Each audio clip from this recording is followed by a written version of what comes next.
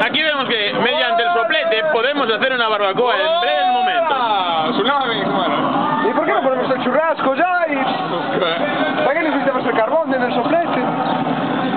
Normalmente esto no se hace así, pero en casos de extremos esto hay que hacerlo así. A ver si vamos prendiendo por todo un poco, ¿sabes? No vaya a ser que nos quedemos sin butano, entonces así que ya acabamos.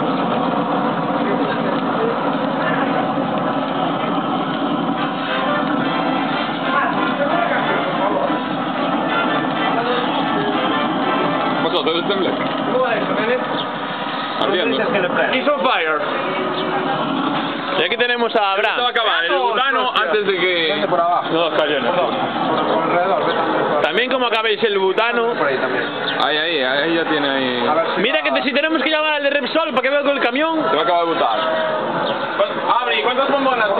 Martín. En breves momentos vendremos de vuelta para saber si esto ha prendido y vale para cocinar.